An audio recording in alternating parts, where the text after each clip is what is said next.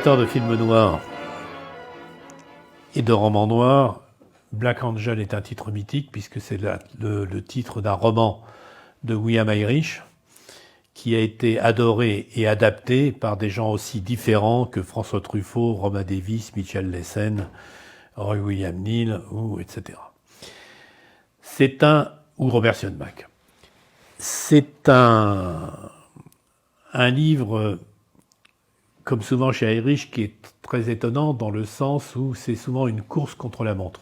Il y a un film de Robert Siodmak qui s'appelle Les mains qui tuent, qui s'appelle Les 10 fantômes d'après un autre roman de Irish, où c'est un peu le même genre de situation, c'est-à-dire qu'en fait, un innocent a été arrêté, il va être exécuté, et les gens n'ont que 24 heures ou 48 heures ou 72 heures pour le sauver.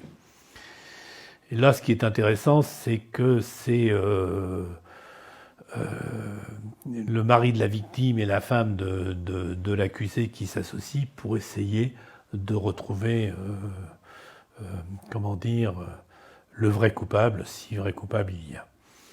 C'est le dernier film de Roy William Neill, qui, je crois, avait 59 ans et qui est mort d'une rupture d'anévrisme à la fin du tournage. Donc, je crois qu'il n'a même pas participé. Roy William Neill, qui a fait des films intéressants, mais qui n'est pas particulièrement frappant. L'intérêt du film, à part son scénario, ce côté course contre la montre, c'est bien évidemment l'interprétation. Dan Duréa, qu'on avait vu dans 2 films de Fritz Lang, notamment La Rue Rouge, et qui était, qui a toujours joué des rôles extrêmement violents, et une jeune femme qui n'a pas vraiment fait carrière, qui s'appelle June Vincent.